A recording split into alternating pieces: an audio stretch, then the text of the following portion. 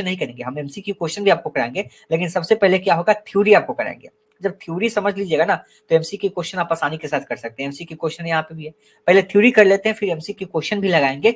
और एक बार थ्योरी कर लीजिएगा ना, तो फिर आपका यार इस टॉपिक से कोई भी क्वेश्चन आएगा तो फिर आप बना सकते हैं। अन्यथा आप एमसीक्यू क्वेश्चन अगर 500 क्वेश्चन भी लगा लीजिएगा ना, तो फिर आप ध्यान रखिएगा कि आपका कोई भी क्वेश्चन सही तरीके से नहीं बनेगा, टॉपिक क्लियर नहीं होगा। तो सबसे पहले बात करते हैं शिक्षा के बारे में। शिक्षा क्या है, पहले हम आपको 10-15 मिनट जो थ्योरी बताने वाला है उसको आप लोग अच्छे से सुनिएगा, समझिएगा, पहले समझने का प्रयास कीजिएगा। ठीक है, तो सबसे पहले शिक्षा टॉपिक है, तो शिक्षा है क्या। तो हम शिक्षा के बारे में बोल सकते हैं कि शिक्षा क्या है, एक कंटिन्यूअस चलने वाली प्रक्रिया है। यानी कि शिक्षा क्या है कि एक ऐसी प्रक्रिया है जो जीवन पर्यंत चलती रहती है। यानी कि शिक्षा क्या है, एक कंटिन्यूअस चलने वाली प्रक्रिया है जो आजीवन चलती रहती है। मनुष्य जब जन्म लेता है तो जन्म के समय से ही उसकी शिक्षा शुरू हो जाती है। ऐसे तो कहा जाता है कि जब बच्चा माँ के गर्भ में ही होता है उस समय से उसका विकास शुरू होता है और वहीं से वह सीखना शुरू करता है। और जैसे कि अभिमन्यु के बारे में आप जानते हैं कि वो अपनी माँ के गर्भ से ही सीख गया था। तो उस समय से जब सीखता है तो वो आजीवन, मनुष्य अपने मरने के समय तक, जब मनुष्य की मृत्यु होती है उस समय तक वो कुछ ना कुछ चीजें सीखता रहता है। हर क्षण, हर पल, हर समय वो कुछ ना कुछ किसी न किसी व्यक्ति से सीखता रहता है। जरूरी नहीं कि वो किताबी शिक्षा को ही ग्रहण करे, कुछ भी सीख सकता है, अपने बड़ों से सीख सकता है, अपने छोटों से सीख सकता है, कहीं से। मनुष्य जो है हर क्षण, हर वक्त, यानी कि आजीवन सीखता रहता है। इसलिए कहा गया कि शिक्षा क्या है, एक ऐसी प्रक्रिया है जो जीवन पर्यंत चलती रहती है। अब ऐसे ही क्वेश्चन आपसे दे देगा एग्जाम पे, शिक्षा कैसी प्रक्रिया है, तो आजीवन प्रक्रिया है और एक कंटिन्यूअस चलने वाली प्रक्रिया है। ठीक है, ध्यान रखिएगा। और इस प्रक्रिया के अंतर्गत क्या होता है, ज्ञान को शामिल किया जाता है, जो अनुभव होता है उसको शामिल किया जाता है, कौशल को शामिल किया जाता है, और जो उसकी एप्टीट्यूड होती है, अभिवृत्तियां होती है, इन सभी को शामिल किया जाता है। और यह कोशिश किया जाता है कि भाई समाज का विकास हो सके और बच्चे को जो है एक अच्छा नागरिक बनाया जा सके, उसको एक अच्छे नागरिक निर्माण करने में जो है शिक्षा महत्वपूर्ण भूमिका निभा सके। शिक्षा के द्वारा ही छात्रों का क्या होता है, सामाजिक, आर्थिक और सांस्कृतिक तथा राजनीतिक विकास संभव होता है। यानी कि शिक्षा के माध्यम से ही क्या हो सकता है, बच्चे का सामाजिक, आर्थिक, सांस्कृतिक और राजनीतिक विकास भी संभव हो सकता है। बच्चे की अगर सामाजिक स्थिति को सुधारना चाहते हैं तो भाई उसके लिए शिक्षा की आवश्यकता होगी। बच्चे की आर्थिक स्थिति को भी सुधारना है तो उसके लिए भी शिक्षा की आवश्यकता होगी। अगर बच्चे की सांस्कृतिक वातावरण को मतलब संभालना होगा तो उसके लिए भी शिक्षा की आवश्यकता पड़ेगी। बच्चे की राजनीतिक विकास को अगर बढ़ाना है तो उसके लिए भी शिक्षा की आवश्यकता होगी। तो इसलिए कह सकते हैं कि शिक्षा क्या है, शिक्षा के एक ऐसी प्रक्रिया है जो जीवन पर्यंत चलती रहती है। और इस प्रक्रिया के अंतर्गत व्यक्ति के ज्ञान को, उसके कौशल को, उसके अभिवृद्धि को शामिल किया जाता है और यह समाज के विकास के लिए काफी महत्वपूर्ण होता है और बच्चों को आगे आने वाले समय के लिए एक अच्छे नागरिक बनाने में भी सहायता करता है। और शिक्षा के द्वारा ही बच्चे का सामाजिक, आर्थिक, सांस्कृतिक और राजनीतिक विकास जो है संभव हो सकता है। तो ये तो आप शिक्षा की डिफिनेशन समझ गए, शिक्षा के बारे में समझ गए। अब इसके बारे में थोड़ा सा डिफिनेशन देखेंगे तो अलग अलग जो मनोवैज्ञानिक है इसके अर्थ को और परिभाषा को अलग अलग प्रकार से बताए हैं। अब शिक्षा को कहां से लिया गया है, तो शिक्षा को एंग्लो भाषा में एजुकेशन कहते हैं। देखिए, शिक्षा जो है एंग्लो भाषा का शब्द है और एंग्लो भाषा में शिक्षा को क्या कहते हैं, एजुकेशन कहते हैं। एजुकेशन कहते हैं एंग्लो भाषा में। और इसकी उत्पत्ति जो है शिक्षा की, वो लैटिन भाषा का एक शब्द है जिसका नाम है एडक्रेटम। अब आपसे क्वेश्चन पूछेगा कि शिक्षा, लैटिन भाषा का कौन सा शब्द है जिससे शिक्षा की उत्पत्ति हुई है, तो उसका नाम है एडकेटम। और पूछेगा एंग्लो भाषा में शिक्षा को क्या कहते हैं, तो उसको एजुकेशन बोलते हैं। क्वेश्चन यहीं से राइज होगा, अलग से नहीं, जिसका अर्थ क्या होता है, शिक्षित करना। समझ गए, तो शिक्षा का अर्थ क्या होता है, व्यक्ति को शिक्षित करना। और यह लैटिन भाषा का एडकेटम शब्द से बना हुआ है और वही एंग्लो भाषा में बात करें तो एजुकेशन से बना हुआ है। और शिक्षा जो है मनुष्य की आंतरिक शक्तियों को विकसित करने का काम करती है। देखिए, शिक्षा क्या करता है, हर व्यक्ति के अंदर कुछ ना कुछ उसकी आंतरिक शक्तियां होती है, यानी कि इंटरनल की बात करते हैं। हर व्यक्ति के अंदर होती है, आपके अंदर भी होगी। तो बच्चे के अंदर आंतरिक शक्तियां होती है जिसको शिक्षा क्या करती है, बाहर निकालने का काम करती है। आप एक छोटे बच्चों को देखिएगा कि वह विद्यालय के अंदर बोल नहीं पाता है, लेकिन जब एक शिक्षक उसको अच्छे तरीके से शिक्षा देता है, अच्छे वातावरण में शिक्षा देता है, तो जो उसकी आंतरिक शक्तियां आती है उसके तहत वह विद्यालय में भी अच्छा खासा बोलने लग जाता है, वह कंपटीशन में भी भाग लेने लगता है, वह मंच पे भी आ जाता है। क्योंकि जो उसकी आंतरिक शक्तियां उसको बाहर निकालने का काम कौन करती है, तो शिक्षा करती है। तो शिक्षा के माध्यम से ही जो बच्चे की आंतरिक शक्तियां है वह बाहर आती है। आगे देखिए, यह मनुष्य की अभिक्षमता को विकसित कर उसके कौशलों को भी बाहर निकालता है। जो मनुष्य की स्किल होती है यानी कौशल होती है उसको भी बाहर निकालने का काम करती है। इस प्रकार से शिक्षा को त्रिध्रुवीय प्रक्रिया भी कहते हैं। देखिए, शिक्षा को त्रिध्रुवीय प्रक्रिया भी कहते हैं। यानी कि कहा जाता है कि शिक्षा में 3 आवश्यक तत्व होते हैं। एक होता है आपका शिक्षक होता है, यानी कि शिक्षक होता है, दूसरा आवश्यक तत्व करता है छात्र होता है, और तीसरा होता है आपका वातावरण होता है। इसलिए इसको कहा जाता है, यानी कि पर्यावरण भी कह सकते हैं इसको, ठीक है। इसलिए इसको कहा जाता है कि शिक्षा क्या है, एक त्रिध्रुवीय प्रक्रिया है। और किसने कहा है, तो जॉन डीवी ने कहा है, ध्यान रखिएगा। जॉन डीवी ने कहा है कि शिक्षा क्या है, एक त्रिध्रुवीय प्रक्रिया है, ध्यान रखिएगा। क्वेश्चन आपसे ये भी पूछेगा। तो शिक्षा को क्या कहते हैं, त्रिध्रुवीय प्रक्रिया भी कहते हैं, क्योंकि इसमें अध्यापक, छात्र और पाठ्यक्रम का अनूठा जो संगम होता है। इसमें क्या होता है, एक छोर पे शिक्षक होते हैं, एक छोर पे छात्र होते हैं, और एक छोर पे क्या होते हैं, पाठ्यक्रम होते हैं, यानी कि वातावरण होता है, ठीक है। और यह समस्या समाधान में क्या करता है, सहायता करता है। इसलिए शिक्षा केवल विद्यार्थी का ज्ञानात्मक विकास करना ही नहीं है, यानी कि शिक्षा का मतलब यह नहीं कि केवल बच्चों को ज्ञान दे देना है, बल्कि बच्चों का सर्वांगीण विकास करना। सर्वांगीण मतलब समझते हैं, देखिए सर्वांगीण क्या होता है, यानी कि बच्चे के सभी पक्षों का, सभी पक्ष क्या होगा, बच्चे का शारीरिक पक्ष हो गया, मानसिक पक्ष हो गया, ठीक है, बच्चे के सभी पक्षों का विकास, यानी कि सर्वांगीण विकास कहलाता है। तो शिक्षा का केवल यह काम नहीं है कि बच्चों को केवल शिक्षित कर देना, शिक्षा का काम नहीं है, बल्कि बच्चे के सभी पक्षों का विकास करना। तो बच्चे का सर्वांगीण विकास करना, यह काफी इंपॉर्टेंट, ध्यान रखिएगा। तो अलग अलग जो विद्वान है उन्होंने शिक्षा की जो परिभाषा है, जो अलग अलग प्रकार से दी है, इसको थोड़ा सा ध्यान रखिएगा। जैसे जेएस मिल कहते हैं कि शिक्षा द्वारा एक पीढ़ी के लोग दूसरी पीढ़ी के लोगों तक क्या करते हैं, संस्कृति का प्रचार करते हैं। देखिए हमें जो अपनी संस्कृति मिली, हमारी भी सभ्यता संस्कृति है, हमारी जो सभ्यता संस्कृति हमारे पूर्वजों तक थी, अभी हम लोग यूज करते हैं, यानी उसी सभ्यता संस्कृति में पलते हैं। यानी कि जो आपकी सभ्यता संस्कृति क्या है, इसका हस्तांतरण होता है, यानी कि एक पीढ़ी से दूसरी पीढ़ी तक इसका संचरण होता है, यानी कि प्रसार होता है। यानी कि आज हम लोग जो हमारी सभ्यता संस्कृति है, ये हमारे आने वाली अगली पीढ़ी तक पहुंचेगा, उससे आगे आने वाली अगली पीढ़ी तक पहुंचेगा। यानी कि क्या होता है, शिक्षा एक पीढ़ी से दूसरी पीढ़ी तक के लोगों के लिए क्या होता है भाई, यहाँ पे सभ्यता संस्कृति को प्रचार करने का, यानी कि प्रसार करने का माध्यम बनता है, ठीक है। और यह किसने कहा है, जेएस मिल ने कहा है। किसने कहा है, जेएस मिल ने कहा कि शिक्षा के द्वारा एक पीढ़ी से दूसरी पीढ़ी तक लोग जो अपनी संस्कृति का संचरण करते हैं। किसने कहा है, तो क्वेश्चन पूछेगा तो जेएस मिल ने कहा है।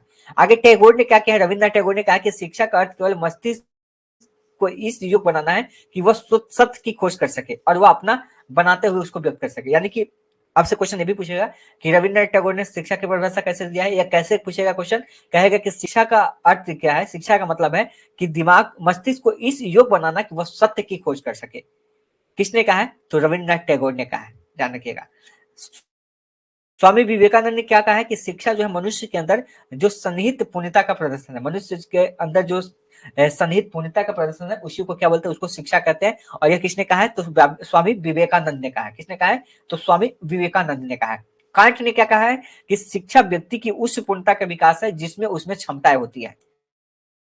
फिर फ्रोबेल ने क्या कहा है, देखिएगा कि शिक्षा वह प्रक्रिया है जिसके द्वारा बालक की जन्मजात शक्तियां बाहर निकलती है, यानी कि हर बालक के अंदर कुछ जन्मजात शक्तियां पाई जाती है और उसको बाहर निकालने का काम कौन करता है, शिक्षा करता है। और यह कौन कहता है, तो यह फ्रोबेल ने कहा है। तो ऐसे तो बहुत डिफिनेशन आपको पढ़ने होंगे, लेकिन जो इंपॉर्टेंट है हमने आपको इस नोट्स के अंदर बता दिया है कि जो आपके लिए इंपॉर्टेंट है, यानी कि जो भी संबंधित आपका शिक्षा से संबंधित जितने भी डिफिनेशन है, उन सभी को हमने यहाँ पे शामिल कर लिया है। फिर कृष्णमूर्ति के अनुसार कहते हैं कि शिक्षा जो है संवाद की प्रक्रिया है। शिक्षा संवाद की प्रक्रिया कौन कहते हैं, कृष्णमूर्ति कहते हैं। अरस्तु कहते हैं, काफी मोस्ट इंपॉर्टेंट है, मोस्ट इंपॉर्टेंट, ध्यान रखिएगा, कि स्वस्थ शरीर में ही स्वस्थ मस्तिष्क का निर्माण होता है। यह किसका कथन है, तो यह है अरस्तु का है। यानी कि जब शरीर जो है स्वस्थ होगा तो उसमें आपके मन का, यानी मस्तिष्क का भी निर्माण जो है स्वस्थ होगा। तो स्वस्थ शरीर में स्वस्थ मन का निर्माण होता है, यानी कि स्वस्थ मस्तिष्क का निर्माण होता है। यह किसने कहा है, तो यह अरस्तु ने कहा है। तो ये सब आप कह सकते हैं कि ये सभी जब डिफिनेशन आप देखेंगे तो कह सकते हैं कि शिक्षा का जो वास्तविक कार्य क्या हो गया, बच्चों की जो जन्मजात शक्ति है उसको बाहर निकालना। तो ये तो आप शिक्षा के अर्थ को समझ गए और इसके डिफिनेशन को समझ गए। यहाँ तक किसी को कोई दिक्कत है, एक बार मुझे कमेंट करके बताएं। यहाँ तक किसी को कोई दिक्कत है क्या, शिक्षा के बारे में आप समझ गए, इसके अर्थ को समझ गए, इसकी परिभाषा को समझ गए, यहाँ तक किसी को कोई दिक्कत नहीं होनी चाहिए, अच्छे से समझते चलिएगा। देखिए जब क्वेश्चन आएगा ना तो आप लोग बहुत आसानी के साथ क्वेश्चन को सॉल्व करोगे, मुझे पता है। अभी क्वेश्चन आने दीजिए, पहले पढ़िए तो सही, पहले अच्छे से पढ़िए थ्योरी को, और जब क्वेश्चन आपके सामने आएगा ना तो बहुत आसानी के साथ आप क्वेश्चन को सॉल्व करोगे, यकीन मानो आप। अगर डायरेक्ट हम एमसी की क्वेश्चन दे देंगे तो फिर आपसे बनेगा नहीं, लेकिन जब वही आप पढ़ के, थ्योरी पढ़ के जब एमसी की क्वेश्चन लगाओगे तो बहुत अच्छा भी लगेगा और बहुत अच्छे तरीके से आप सॉल्व कर पाओगे, ठीक है। अब आगे चलते हैं, इसकी कुछ विशेषताएं होती है। शिक्षा की कुछ विशेषताएं हैं, इसको भी देख लेते हैं। और ये विशेषता क्या है, यानी कि शिक्षा क्या है, एक सतत चलने वाली प्रक्रिया है जो बच्चे के जन्म से लेकर इसकी मृत्यु तक चलती है। तो क्वेश्चन आपसे ऐसे भी पूछेगा कि शिक्षा एक डैश प्रक्रिया है, तो शिक्षा एक सतत यानी कि कंटिन्यूअस चलने वाली प्रक्रिया है, ये कभी रुकती नहीं है शिक्षा, यह कंटिन्यूअस चलने वाली प्रक्रिया है जो जन्म से लेके या मृत्यु तक चलती है, आजीवन चलती रहती है। तो सतत कंटिन्यूअस चलने वाली प्रक्रिया, ध्यान रखिएगा। अगला कि यह केवल शिक्षण संस्थाओं तक सीमित नहीं, शिक्षा जो है केवल शिक्षण संस्थाओं तक नहीं है। यह नहीं है कि भाई शिक्षण जो समस्या है यहाँ पे पढ़ाई केवल शिक्षण में ही है, जहाँ कोचिंग संस्थान है वहीं तक आपका शिक्षण सीमित हो गया, वही नहीं है, बल्कि यह जीवन के हर क्षेत्र में आपका इंपॉर्टेंट है। ठीक है, शिक्षा जीवन के हर पहलुओं में आपको काम आएगा। और यह विकास की एक प्रक्रिया है जिसमें विभिन्न पक्षों को शामिल किया जाता है, यानी कि इसके सभी पक्षों को शामिल किया जाता है, आपको पता है, यानी कि सभी पक्ष, विकास के सभी पक्षों को ध्यान में रखा जाता है। शिक्षा एक गत्यात्मक और परिवर्तन, यानी कि शिक्षा एक परिवर्तनकारी क्या है, शिक्षा एक गत्यात्मक और परिवर्तनकारी प्रक्रिया। आपसे भी क्वेश्चन पूछेगा कि शिक्षा एक क्या है, तो गत्यात्मक और परिवर्तनकारी प्रक्रिया है। इसके माध्यम से व्यक्ति की बहुमुखी प्रतिभा का निर्माण, यानी कि बहुमुखी क्या होता है, एक रेखी नहीं होता, बहुमुखी होता है। इसके अंदर जो विद्यार्थी है उनके अंदर बहुत सारी प्रतिभा का विकास होता है, एक से अधिक, उसको बोलते हैं बहुमुखी। तो इसके माध्यम से व्यक्ति की जो बहुमुखी प्रतिभा उसका विकास होता है। आगे शिक्षा जो है चेतना के रूप में चलने वाली प्रक्रिया। शिक्षा क्या है, तो चेतना के रूप में चलने वाली प्रक्रिया है जो हमेशा इसके लिए प्रयास करना पड़ता है। आगे शिक्षा जो है छात्रों का सही मार्गदर्शन करती है। शिक्षा के माध्यम से क्या होता है, छात्रों को क्या होता है, सही एक मार्गदर्शन मिलता है, और साथ ही छात्रों को समाज के साथ समायोजन करने में भी शिक्षा के माध्यम से सहायता मिलती है। और शिक्षा क्या करता है, छात्रों की जो समस्या है उसको भी सहायता करती है सुलझाने में। और शिक्षा के माध्यम से क्या होता है, कोई भी मनुष्य जो है समाज सभ्य बनता है। ठीक है, आगे देखते हैं, इसके उद्देश्य की बात करते हैं। अब शिक्षा के उद्देश्य की बात करते हैं, आखिर इसका उद्देश्य क्या है। तो शिक्षा का उद्देश्य क्या है, बालकों का सर्वांगीण विकास करना, यानी कि बच्चे का शारीरिक पक्षों का विकास करना। तो सबसे समझिए, यहाँ पे एक ही इंपॉर्टेंट जो फैक्ट होगा वह सर्वांगीण विकास होगा, ये काफी इंपॉर्टेंट है, सर्वांगीण विकास होगा, क्योंकि बच्चे के सभी पक्षों का विकास होता है। ठीक है, यहाँ पे बच्चे का शारीरिक विकास होगा, बच्चे का मानसिक विकास होगा, शरीर से संबंधित, यानी कि शिक्षा का मतलब ये हुआ कि बच्चे के जो शरीर से संबंधित जो भी विकास है सभी पक्षों पर ध्यान देना, जो दिमाग से संबंधित है, मानसिक प्रक्रिया उससे संबंधित, उसको भी ध्यान रखना। फिर बच्चों का जो चरित्र है उसका विकास करना, बच्चे की नैतिक विकास, नैतिक मतलब सकते हैं जो सही और गलत की पहचान कर पाए, बच्चे सही और गलत के बीच में फर्क को समझ पाए, तो बच्चे का जो सही और गलत की पहचान होता है वो नैतिक विकास की प्रक्रिया आती है। तो बच्चे को सही और गलत की जानकारी देना शिक्षा का उद्देश्य है। छात्रों के व्यक्तित्व का सर्वांगीण विकास करना, उसके सभी पक्षों का विकास करना, छात्रों में सामाजिक व्यवहार करना और उसको समायोजन करने की क्षमता का विकास करना, बच्चे के अंदर व्यवहारिक जीवन को तैयार करना, यानी कि बच्चे को आगे आने वाले जीवन के लिए तैयार करना, उसके संस्कृति का विकास करना, उसके आध्यात्मिक का विकास करना, छात्रों को वातावरण के साथ एडजस्ट कराना कि भाई सीखने के लिए तैयार करना। ठीक है, छात्रों के अंदर नेतृत्व की भावना विकसित करना कि किसी भी काम करने के लिए वह नेतृत्व एक लीडरशिप में आ सके, छात्रों में राष्ट्रीयता का विकास करना, छात्रों को देश के प्रति प्रेम सिखाना, यानी कि राष्ट्रीयता की भावना जगाना, छात्रों को जीविकोपार्जन के योग बनाना, यानी कि छात्रों को इस योग बना देना है, आत्मनिर्भर बना देना है कि भाई वो अपना जीविकोपार्जन बना सके, छात्रों को प्रजातांत्रिक बनाना, यानी कि आपसी सहयोग की भावना उसके अंदर विकसित करना, जिसके अंदर हर छात्र के अंदर क्या हो, सहनशीलता की भावना पैदा हो, छात्रों को सैद्धांतिक और व्यवहारिक ज्ञान के रूप में प्रेरित करना, यानी कि छात्रों को थ्योरेटिकल नॉलेज भी देना और प्रैक्टिकल नॉलेज भी उसको देना। यहां तक समझ गए। अब शिक्षा के कुछ टाइप्स भी होते हैं, इसके कुछ प्रकार भी है, इसको देखते हैं। आपसे पूछेगा शिक्षा के कितने प्रकार के हैं, तो शिक्षा के प्रकार देखेंगे तो इसमें आता है आपका औपचारिक, अनौपचारिक, दो प्रकार आता है। शिक्षा के प्रकार की बात करें तो एक शिक्षा का आपका क्या आता है, औपचारिक शिक्षा आता है, जिसको बोलते हैं फॉर्मल एजुकेशन बोलते हैं। देखिए समझिए, फॉर्मल एजुकेशन जिसको औपचारिक शिक्षा बोलते हैं, एक होता है इनफॉर्मल एजुकेशन जिसको बोलते हैं अनौपचारिक शिक्षा।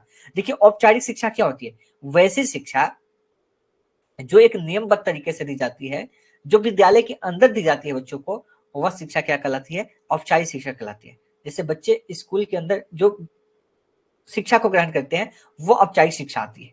जैसे विद्यालय के अंदर जैसे इतिहास विषय की शिक्षा ग्रहण किया, भूगोल का किया, मैथ का किया, ठीक है, किसी भी विषय का किया, तो जो विद्यालय के अंदर जो शिक्षा दी जाती है, ध्यान रखिएगा, जो विद्यालय के अंदर बच्चों को शिक्षा दी जाती है, विद्यालय है, कॉलेज है, यूनिवर्सिटी हो, वो औपचारिक शिक्षा कहलाती है। जो विद्यालय के बाहर शिक्षा दी जाती है वो अनौपचारिक शिक्षा कहलाती है। जैसे कि घर में बच्चे को शिक्षा दी जाती है तो वो अनौपचारिक शिक्षा हुआ है। बच्चे को कहीं रास्ते से जानकारी मिल रहा है। अगर मान लीजिए कोई बच्चा पटना जाना चाहता है, अगर उसको रास्ता पता नहीं, रास्ते में किसी व्यक्ति से पूछता है कि भाई हमें पटना जाना है, हम कैसे जाए, तो उसको बताता है कि आप यहाँ से ऐसे चल जाइए। तो वहां पे जो बच्चा सीखा वो अनौपचारिक शिक्षा हुआ।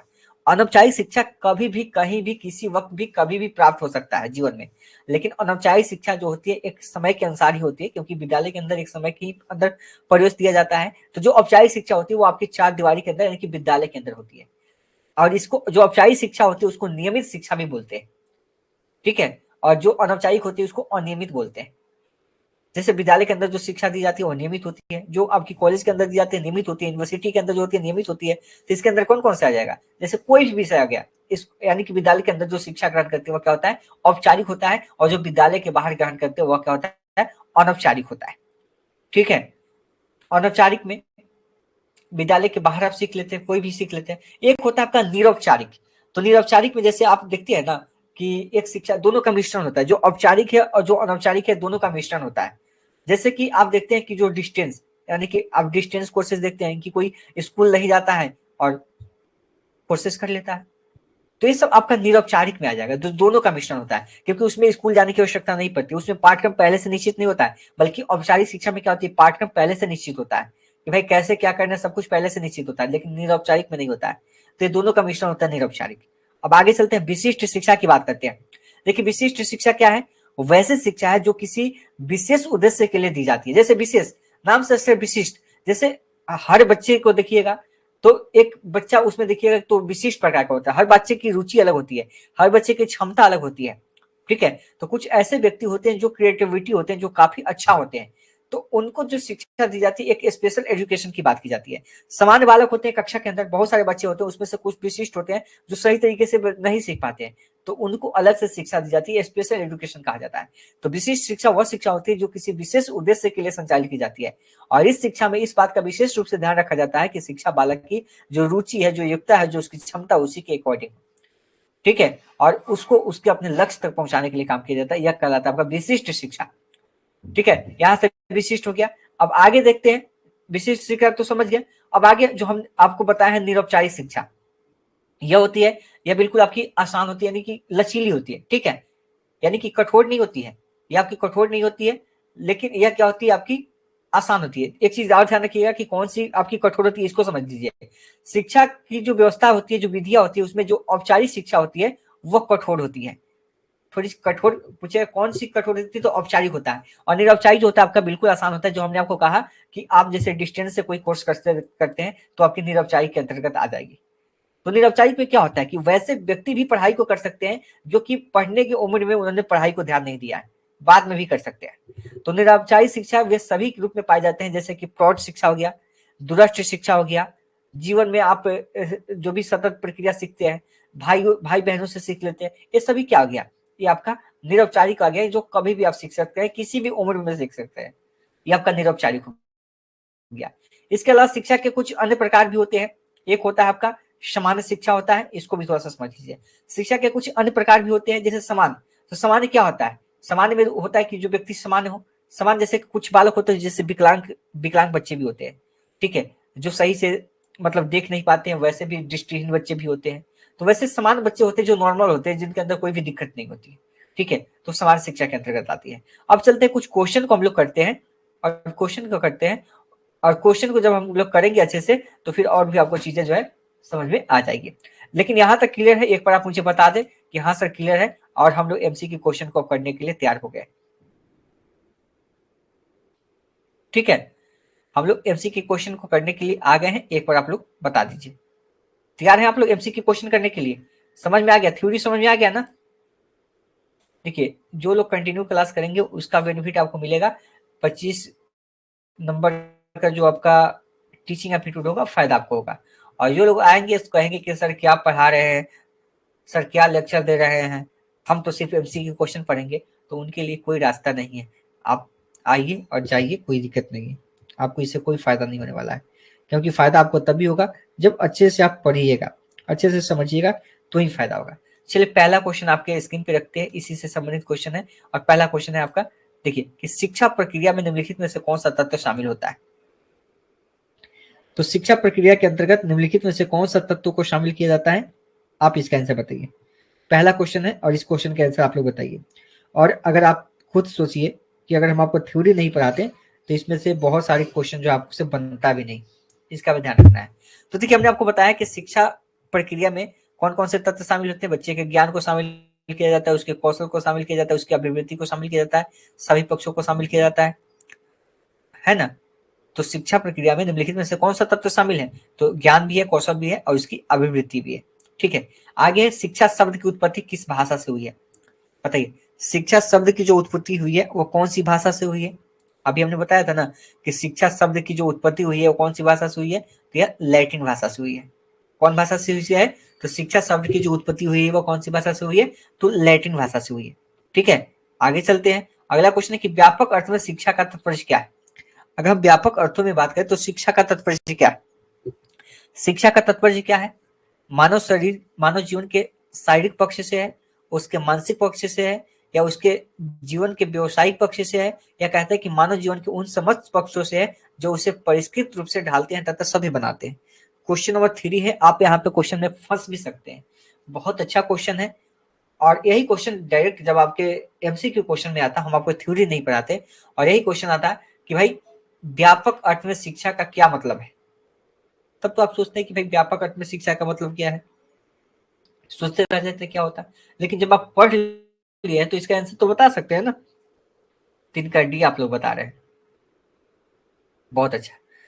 तो देखिए यहाँ पे आप कहेंगे कि सर व्यापक अर्थ में शिक्षा की बात करें तो शिक्षा का अर्थ जो है शारीरिक पक्ष से भी है, यही ना, मानसिक पक्ष से भी है, व्यवसायिक पक्ष से भी है। तो इसमें तो ऑप्शन एक से दिख रहा है नहीं। आगे देखिए मानव जीवन के उन समस्त पक्षों से है, यानी कि सभी, समस्त मतलब सभी पक्षों से हो गया, जो उसे परिष्कृत रूप से ढालते और सभी बनाते हैं, सभी पक्षों से हो गया। अगला क्वेश्चन है जो काफी इंपॉर्टेंट है कि शिक्षा का अर्थ क्या है? मस्तिष्क को इस योग बनाना है कि वह सत्य की खोज कर सके और तथा अपना बनाते हुए उसको व्यक्त कर सके कि यह किसका कथन है, किसने कहा था। इस क्वेश्चन को हम आपको ऑप्शन और भी देते हैं इसमें, और इसमें आप और ऐड कर लीजिए। शिक्षा का मस्तिष्क को इस योग बनाना है कि वह सत्य की खोज कर सके, यह किसने कहा था। और भी ऑप्शन इसमें हम बता देते हैं। चलिए इस क्वेश्चन का आंसर हम खुद कर देते हैं ताकि आपको दिक्कत ना हो, है ना। किसने कहा था कि शिक्षा का अर्थ जो है मस्तिष्क को इस योग बनाना है कि वह सत्य की खोज कर सके। भाई किसने कहा था कि सत्य की खोज कर सके?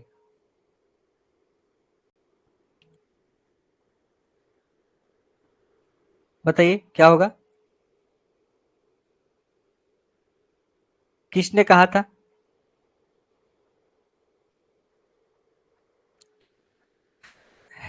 चलिए बताइए, जल्दी बताइए। यह रविन्द्रनाथ टैगोर ने कहा था।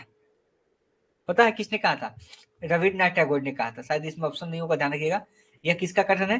तो रविन्द्रनाथ टैगोर का है, याद है ना, रविन्द्रनाथ टैगोर का कथन है जो हमने आपको ऊपर में बताया है, ध्यान रखिएगा। जब पीडीएफ भेजेंगे तो एक बार इसको आप पढ़ लीजिएगा, अच्छे से और समझ में आ जाएगा। आगे बात करते हैं हम अगले क्वेश्चन के ऊपर चलते हैं। क्वेश्चन नंबर 5 है। चलिए अगला क्वेश्चन है, क्वेश्चन नंबर आपका 5 है। यहाँ पे तो ऑप्शन बी हो जाएगा, रविन्द्रनाथ टैगोर। अगला क्वेश्चन है क्वेश्चन नंबर 5 की किस विद्वान के अनुसार शिक्षा मनुष्य के अंदर सन्निहित पूर्णता को प्रदर्शित करता है? किसने कहा था कि शिक्षा जो मनुष्य के अंदर सन्निहित पूर्णता को प्रदर्शित करता है? डायरेक्ट आपका डिफिनेशन है, और डिफिनेशन हम आपको बता देते हैं। और यह बात किसने कहा था? तो स्वामी विवेकानंद ने कहा था। किसने कहा था? स्वामी विवेकानंद ने कहा था, जो आप पढ़े अभी वहीं से क्वेश्चन है। हालांकि शिक्षा व्यक्ति की उस पूर्णता का विकास है जिसकी उसमें क्षमता होती है। किसने कहा था? ये किसका कथन है? तो जो कथन है वो हम आपको कर देते हैं, पीडीएफ तो देंगे तो इसको अच्छे से आप याद कर लीजिएगा, समझ लीजिएगा। तो शिक्षा व्यक्ति की उस पूर्णता का विकास है जिसकी उसमें क्षमता होती है। यह कथन किसने कहा है? तो इसका राइट आंसर हो जाएगा ऑप्शन नंबर बी, यानी कि कांट ने कहा है। किसने कहा है? तो यह किसका कथन है? तो कांट का कथन है। किसने कहा है? कांट ने। अगला कि किसने कहा था कि स्वस्थ शरीर में स्वस्थ मस्तिष्क का निर्माण होता है? काफी इंपॉर्टेंट क्वेश्चन हमने आपको बताया भी था, मोस्ट इंपॉर्टेंट क्वेश्चन कर सकते हैं कि किसने कहा था कि स्वस्थ शरीर में स्वस्थ मस्तिष्क का निर्माण होता है? कितना आसान क्वेश्चन है, हमने आपको बताया था अरस्तु के बारे में। किसने कहा था? अरस्तु ने कहा था कि स्वस्थ शरीर में क्या होता है? स्वस्थ मस्तिष्क का निर्माण होता है। तो स्वस्थ शरीर में क्या होता है? स्वस्थ मस्तिष्क का निर्माण होता है। किसने कहा है? तो अरस्तु ने कहा है। नेक्स्ट क्वेश्चन है, क्वेश्चन नंबर आपका 8 है। इस क्वेश्चन को कीजिए कि निम्नलिखित में से कौन सा शिक्षा की विशेषता नहीं है? हम आपको शिक्षा की विशेषता बताएं। अब इसमें से 4 ऑप्शन है, इस क्वेश्चन को आप अच्छे से पढ़िए और कीजिए। कहता है कि यह जीवन पर्यंत चलने वाली प्रक्रिया है। आपको बताया था ना कि शिक्षा क्या है, जीवन पर्यंत चलने वाली प्रक्रिया है, बिल्कुल सही कहता है। आपसे कह रहा है कि नहीं है, ठीक है।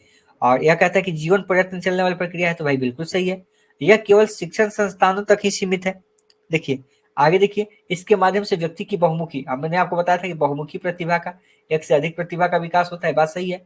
यह छात्रों को समस्या समाधान करने में उसकी सहायता करता, बात सही है। यह कहता है कि यह केवल शिक्षण संस्थान, तो हमने आपको कहा था कि यह केवल शिक्षण संस्थानों तक ही सीमित नहीं है, ठीक है। और ध्यान रखिएगा, जब भी टीचिंग एप्टीट्यूड का क्वेश्चन आप बनाइएगा तो वहां केवल आपको दिखेगा ना, तो लगभग लगभग आपका वो ऑप्शन गलत होगा। और यहाँ से आपसे पूछ के आ रहा है नहीं है, यानी कि गलत पूछ रहा है, तो यही तो आपका गलत हो जाएगा ना, ऑप्शन नंबर बी। समझ आ रहा है ना? आपके कमेंट भी देखते चलेंगे भाई, और लोग कहाँ गए। चलिए कोई दिक्कत नहीं है, सिर्फ आप लोग अगर सोचिएगा कि हम कोर्स को खरीद लेते हैं, कोर्स तो आप लोग बाई कर ही लिया है और हम समझ जाएंगे, तो क्लास नहीं कीजिएगा तो कुछ समझ में नहीं आने वाला है।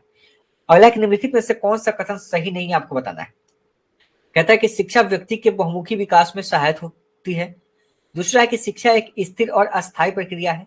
सी कहता है कि शिक्षा चेतना से चलने वाली प्रक्रिया है। ऑप्शन डी कहता है कि शिक्षा व्यक्ति को समाज में समायोजित करने की प्रक्रिया है। और आपसे यहाँ पे यह पूछता है कि कौन सा गलत है, आपसे कौन सा गलत है ये बात पूछता है। तो पहला देखिए, पहला क्या कहता है कि शिक्षा क्या है, बहुमुखी प्रक्रिया है। तो बहुमुखी प्रक्रिया तो है, अभी आप देखे थे, बात तो सही कहता है। अगला है कि शिक्षा एक स्थिर, क्या शिक्षा स्थिर है? शिक्षा तो कंटिन्यूअस चलने वाली प्रक्रिया है और यह परिवर्तनशील है। शिक्षा क्या परिवर्तनशील है, देखे थे ना। और कहता है कि नहीं यह अस्थाई है, मतलब एक फिक्स है, यही तो गलत कर रहा है ना। आगे देखिए, शिक्षा चेतना से चलने वाली प्रक्रिया सही है। शिक्षा व्यक्ति को समाज में समायोजित करने में सहायता करती है, ये भी बात सही है। तो यहाँ पे गलत क्या हो जाएगा, ऑप्शन नंबर बी हो जाएगा। समझते चलिएगा, ठीक है। देखिए थ्योरी पढ़ने का क्या फायदा होता है आपको समझ में आएगा। अगला है कि शिक्षा कैसी होनी चाहिए। देखिए कहता है कि शिक्षा ऐसी होनी चाहिए जिससे छात्र क्या हो सके, सुसंस्कृत बनाए, यानी कि छात्र को क्या करे, सुसंस्कृत बनाए, उसको व्यवसायिक दृष्टि से आत्मनिर्भर बनाए, उसको नैतिक सद्गुणों से संपन्न कराए। बताइए, अभी बताए थे ना। क्वेश्चन नंबर 10 के आंसर कीजिए आप लोग। शिक्षा के बारे में बताइए, शिक्षा क्या है। शिक्षा मैंने आपको बताया था कि शिक्षा जो है ऐसी होनी चाहिए जो छात्र को सुसंस्कृत बनाए, उसको और उसको आत्मनिर्भर बना दे, यानी कि उसको व्यवसायिक जीवन के लिए तैयार कर दे। बताए थे ना, नैतिक गुणों का विकास हो उसके अंदर, वह सही और गलत की पहचान को समझ पाए, इसलिए सभी हो जाएगा। ऑप्शन नंबर क्या हो जाएगा, डी हो जाएगा आपका, ठीक है। नेक्स्ट क्वेश्चन की बात करते हैं कि शिक्षा का उद्देश्य कैसा होना चाहिए। आगे बात करते हैं कि शिक्षा का उद्देश्य कैसा होना चाहिए। विद्यार्थियों में व्यवसायिक कुशलता का विकास करना। ऑप्शन जी कहता है कि विद्यार्थियों में सामाजिक जागरूकता का विकास करना। ऑप्शन सी कहता है कि विद्यार्थियों को परीक्षा के लिए तैयार करना। ऑप्शन डी कहता है कि व्यावसायिक जीवन के लिए विद्यार्थियों को तैयार करना। तो शिक्षा का उद्देश्य क्या होना चाहिए, आप ये बताइए। ऑप्शन ए विद्यार्थियों में व्यवसायिक कुशलता का विकास करना। ऑप्शन बी विद्यार्थियों में सामाजिक जागरूकता का विकास करना। और ऑप्शन सी विद्यार्थियों को परीक्षा के लिए तैयार करना। ये तो कतई नहीं होगा। ऑप्शन डी आपका विकल्प सही होगा, व्यवसायिक जीवन के लिए तैयार करना। विद्यार्थियों को क्या है, आगे आने वाले जीवन के लिए तैयार कर दीजिए, उसका व्यवसायिक जीवन है उसमें उसको तैयार कर दीजिए, उसको आत्मनिर्भर बनाइए। यह बात आपका बिल्कुल सही है। अगला जो शिक्षा का उद्देश्य है वह है कि छात्र, अगला है शिक्षा का उद्देश्य कौन सा आपको बताना है, कि छात्रों का शारीरिक व मानसिक विकास करना। ये बात तो बिल्कुल सही है। आपने देखा ना शिक्षा का विकास क्या है, कि बच्चों का शारीरिक विकास करना, मानसिक यानी कि उसके संपूर्ण पक्षों का विकास करना। तो पहला उद्देश्य तो हमको सही लग रहा है। दूसरा कहते हैं कि छात्रों को जीविकोपार्जन योग्य बनाना। भाई छात्रों को इस योग्य बना देना कि भाई आत्मनिर्भर बन सके, अपना खुद जीविकोपार्जन कर सके। और छात्रों में नेतृत्व क्षमता, लीडरशिप की बात किए थे ना, याद है ना। तो यहाँ पे क्या हो जाएगा, यहाँ पे भी आपका सभी हो जाएगा, ठीक है। आगे चलते हैं क्वेश्चन पे। अगला क्वेश्चन है कि अध्यापक शिक्षा द्वारा बच्चों में उनकी योग्यताओं को विकसित करने में सहायता देने का उद्देश्य रखते हैं। देखिए अध्यापक क्या करते हैं, शिक्षा के द्वारा बच्चों में उनकी योग्यताओं को विकसित करने में सहायता देने का उद्देश्य रखते हैं। कैसे, व्यक्तिगत रूप से तथा सामाजिक वांछनीय तरीकों से। और ऑप्शन सी केवल सामाजिक वांछनीय तरीके से, या ऑप्शन डी जिस तरह से बच्चे चाहते हैं उस तरीके से। बताइए क्वेश्चन नंबर 13 है, इसका आंसर बताइए क्या होगा। कहता है कि अध्यापक शिक्षा द्वारा बच्चों में उनकी योग्यता को विकसित करने के सहायता देने के उद्देश्य क्या है। तो उद्देश्य की बात करें, देखिए केवल वाला ऑप्शन तो आपका गलत होगा, हमने कहा था कि केवल वाला देखिए गलत कर सकते हैं। अगला है कि जिस तरह से बच्चे चाहते हैं उन तरीकों से। कहता है कि अध्यापक शिक्षा द्वारा बच्चों में उनकी योग्यता को विकसित करने का, बच्चे के अंदर योग्यता को विकसित करना है, तो वह कैसे होगा, तो वह होगा व्यक्तिगत रूप से तथा सामाजिक वांछनीय तरीकों से। ऑप्शन नंबर बी आपका सही होगा। ठीक है, अगले क्वेश्चन के ऊपर चलते हैं। क्वेश्चन नंबर आपका 14 है और क्वेश्चन है क्या? 14 नंबर क्वेश्चन है। कहता है कि आप निम्नलिखित कथनों में से किस प्रकार के वे कक्षा को प्रजातांत्रिक मूल्यों में ओतप्रोत पाते हैं, बताइए। तो यहाँ पे पहले हमने देखा केवल वाला ऑप्शन तो गलत हो जाएगा। ऑप्शन ए तो आपका छट गया। ऑप्शन को भी आप निगलेक्ट कर सकते हैं क्योंकि केवल लगा है केवल एक छात्र समूह को ही निर्णायक स्वतंत्रता प्रदान करेगी। कहता है कि प्रजातांत्रिक माहौल यानी कि बच्चों को स्वतंत्रता दीजिएगा। तो आप टीचर हैं तो क्या आप केवल एक ही बच्चे को, एक ही जो ग्रुप के बच्चे होंगे उसी को आप स्वतंत्रता प्रदान कीजिएगा? नहीं। आगे कहता है कि छात्रों को नियमानुसार नियंत्रण करके। छात्रों को नियंत्रण करने की बात आती है। देखिए, जब भी नियंत्रण करने की बात है, कठोर दंड देने की बात है, ये सब आपके निगेटिव टैग होते हैं। और छात्रों को आप जबरदस्ती उसको नियंत्रण नहीं कर सकते, उसको अनुशासन नहीं थोप सकते, ये भी आपका गलत हो जाएगा। छात्रों को कक्षा के सभी सदस्यों के साथ अंतर क्रिया करके, ये बात तो बिल्कुल सही लग रहा है। आगे देखते हैं, ये सही लग रहा है, हो सकता है, लेकिन आगे और भी इससे बेस्ट कहीं मिल जाए। छात्रों को पाठ्यक्रम संबंधी अनुभव को ग्रहण करने की स्वतः, हाँ बिल्कुल, यहाँ पे स्वतंत्रता की बात कर रहा है और स्वतंत्रता होनी चाहिए।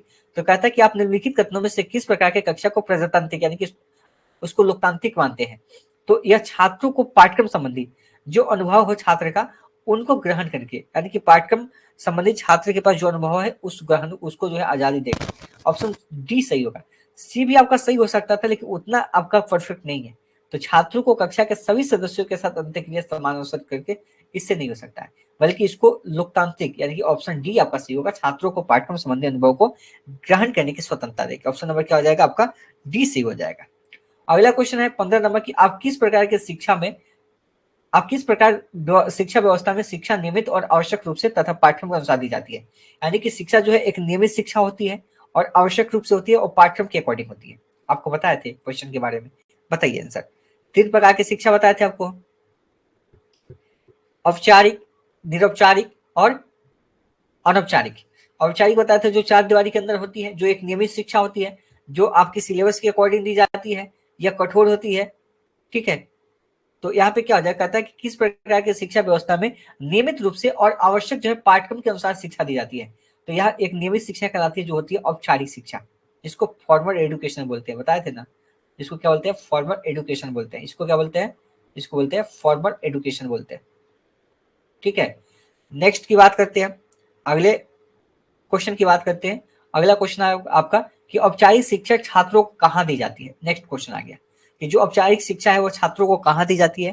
तो जल्दी से आप लोग कमेंट कीजिए। कमेंट आप लोग कर रहे हैं कि नहीं कर रहे हैं? चलिए, बहुत अच्छी बात है भाई। कुछ लोग गायब हैं, गायब हो गए। चलिए, अब देखिए, कुछ लोग रिजल्ट के बाद ऐसे ही आते हैं। देखिए, हम 2020 से आपकी एग्जाम को कंडक्ट करवा रहे हैं, यानी कि एग्जाम की तैयारी करवा रहे हैं। हम बहुत ऐसे बच्चों को देखे हैं कि जो आते नहीं है, लास्ट में कहेंगे सर हमारा रिजल्ट नहीं हुआ। रिजल्ट कहाँ से होगा भाई? जब पढ़ाएंगे वहां पे उपस्थिति आपकी खत्म रहेगी, आप आइएगा नहीं, थ्योरी समझिएगा नहीं, तो फिर कैसे संभव है? क्या नहीं है ना।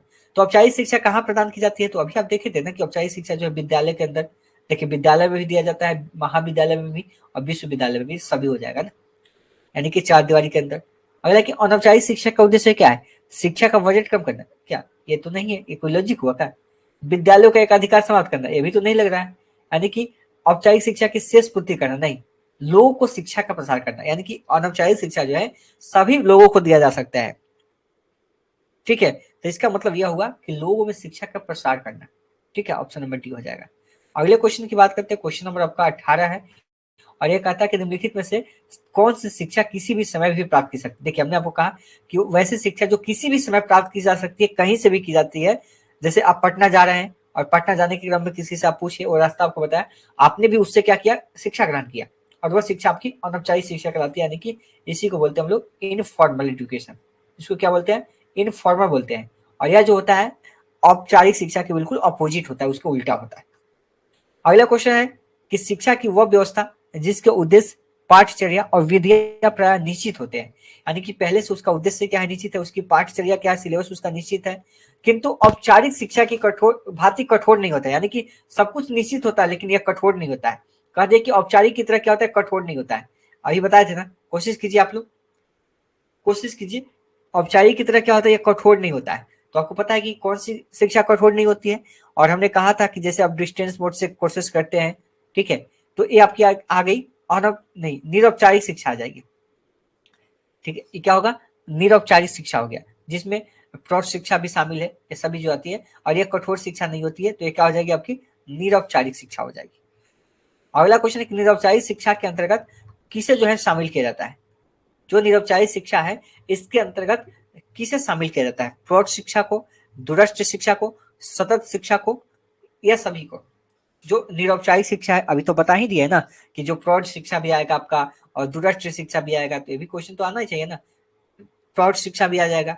प्रौढ़ शिक्षा वैसा शिक्षा होता है, देखिए, कि जो पढ़ने के समय में पढ़ाई नहीं किए हैं, उनकी उम्र भी बहुत हो गई है और फिर बाद में पढ़ना चाहते हैं, तो उनके लिए निरौपचारिक शिक्षा था कि भाई उसके माध्यम से भी पढ़ सकते हैं। तो प्रौढ़ शिक्षा के लिए दूरस्थ शिक्षा, जो डिस्टेंस मोड से, जैसे इग्नू से कोई कोर्सेज करते हैं आप, तो उसमें क्लास वर्स की आपको जाने की आवश्यकता नहीं पड़ती है, और यह आपकी आसान होती है, यानी कठोर नहीं होती है। तो इसमें तीनों आ जाएगा, ये भी आएगा, तो सभी हो जाएगा, ऑप्शन नंबर डी हो जाएगा। अगले क्वेश्चन की बात करते हैं कि समान शिक्षा में बालक को किस प्रकार का विकास करने का प्रयास किया जाता है।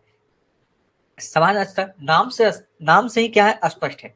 समान शिक्षा हमने आपको कहा कि जो समान लेवल का, नाम से स्पष्ट है, तो इसमें क्या होता है, उसका समान स्तर का।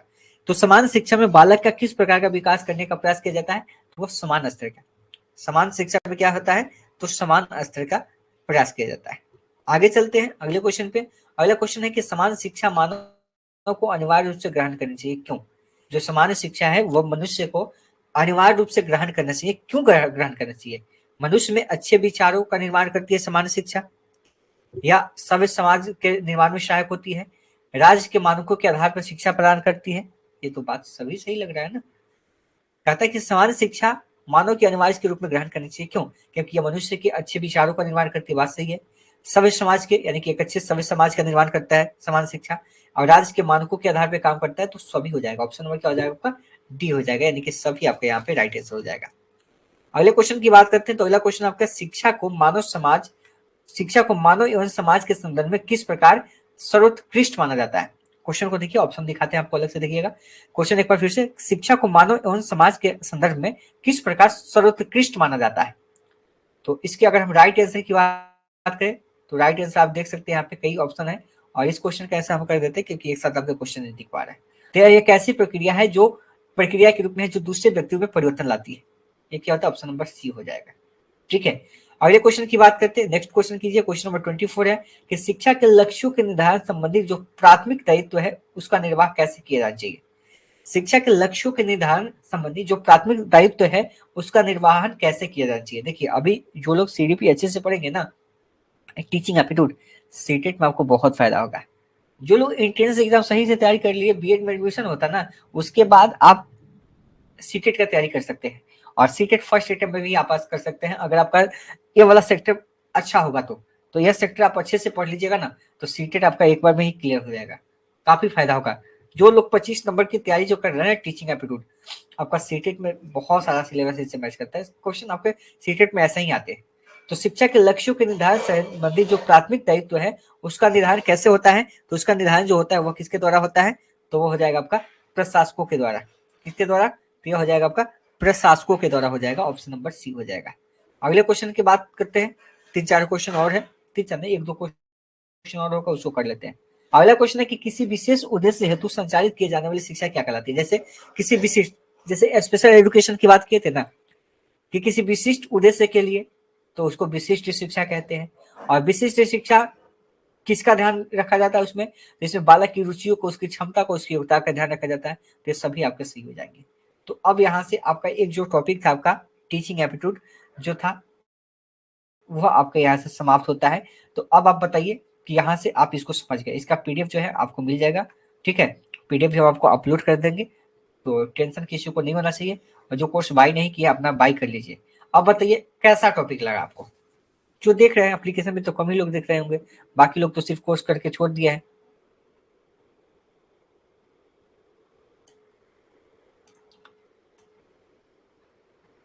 हाँ बिल्कुल, केवीएस की तैयारी भी करेंगे तो वहां पे भी आपको दिखेगा। चलिए, यहाँ से आपके टॉपिक जो है कंप्लीट होती है, यानी कि जो आपकी टीचिंग एप्टीट्यूड की पहली टॉपिक थी उसको हम लोगों ने कंप्लीट कर लिया है। अब शिक्षा से संबंधित कोई भी टॉपिक आपके सामने आएगा तो आप सभी छोड़ नहीं सकते उसको। और जब पीडीएफ को भेजेंगे तो एक बार पीडीएफ को आप अच्छे से रीड कर लीजिएगा ना एक नज़र, और क्वेश्चन को एक बार फिर से सॉल्व कर लीजिएगा, तो फिर आपके डाउट सारे जो है क्लियर हो जाएंगे। इस चीज़ का भी आपको खास करके ध्यान रखना है। तो अब कोई भी मन में डाउट हो तो आप लोग एक-एक करके हमसे सवाल जो है पूछ सकते हैं। अब बताइए, और बाकी लोग नहीं आ रहे हैं उनके बारे में क्या कह सकते हैं आप? हमने जो तरीके से आपको बता दिया ना, आप क्या कीजिए, आप एक बार पूरे यूट्यूब को खंगाल लीजिएगा टीचिंग एप्टीट्यूड का। आप कहिए कि सर ऐसे बोल रहे हैं, जो वेट एंट्रेंस के लिए जो टीचिंग एप्टीट्यूड होता है आपको नहीं मिल पाएगा कंटेंट। सिर्फ क्या करते हैं टीचर लोग, एमसीक्यू क्वेश्चन करवा देंगे। जो एमसीक्यू क्वेश्चन है उसको करवा दिया जाएगा, काम हो गया, कहानी खत्म। और एमसीक्यू क्वेश्चन कीजिएगा, कभी क्वेश्चन एमसीक्यू यानी कि डुप्ली पूछ देगा, कहानी खत्म। अब आपको हम औपचारिक शिक्षा कराते हैं, औपचारिक शिक्षा औपचारिक शिक्षा नहीं बताए, आप क्वेश्चन करवाते रहें, आप क्वेश्चन करते रहिएगा कि इसका ए होगा, इसका बी होगा, याद रखिएगा, आप एग्जाम के अंदर भूल जाइएगा। शिक्षा के उद्देश्य को नहीं समझे, अब 4 ऑप्शन में से हटाना है तो कैसे छाटिएगा। इसलिए डीपली पढ़िए, टॉपिक वाइज पढ़िएगा ना, एक बार अच्छे से पढ़ लीजिएगा तो आपका दोनों में काम आएगा। अभी तो काम आएगा ही, सीटेट का एग्जाम आपके लिए काफी आसान हो जाएगा, क्योंकि सीटेट में सिर्फ आपका यही पूछा जाता है, ऐसा ही। और ऐसा ही क्वेश्चन 90 नंबर तक का आपका पूछा जाता है। हम बात में आपको एनालिसिस क्या बताएंगे, 90 नंबर, 150 में आपका 90 नंबर सीडीपी होता है। देखिए अभी हम जनरल ही रखेंगे टेस्ट में अभी जनरल ही रखेंगे, जीके जीएससी ज्यादा रखेंगे, क्योंकि अभी हम लोग ज्यादा टॉपिक पढ़े नहीं है, आज पहले ही टॉपिक है, तो इसलिए अभी टेस्ट में थोड़ा सा अलग जनरल क्वेश्चन रखने का प्रयास करेंगे, जीके जीएस का रखने का प्रयास करेंगे, या टीचिंग अपने जो भी होगा उसको रखने का प्रयास करेंगे। आप सभी टेस्ट देते रहिए, हम सभी आपको टॉपिक के अकॉर्डिंग आपको करा देंगे, परेशान नहीं होना है। चलिए आज इतना ही रखेंगे, फिर कल मिलेंगे और कल हम लोग दूसरे टॉपिक को देखेंगे। और जो भी तैयारी करना चाहते हैं, आपके नज़र में कोई और भी स्टूडेंट होंगे तो आप उनको बता सकते हैं, ठीक है, उनको भी बता सकते हैं। और क्लासेस आपकी एप्लीकेशन पे होती है डेली 8 बजे, आपको भी पता है। चलिए आज इतना ही रखते हैं और फिर मिलेंगे हम लोग कल, जो अपना समय है शाम को 8 बजे, ठीक है। तो अभी के लिए इतना ही रखते हैं।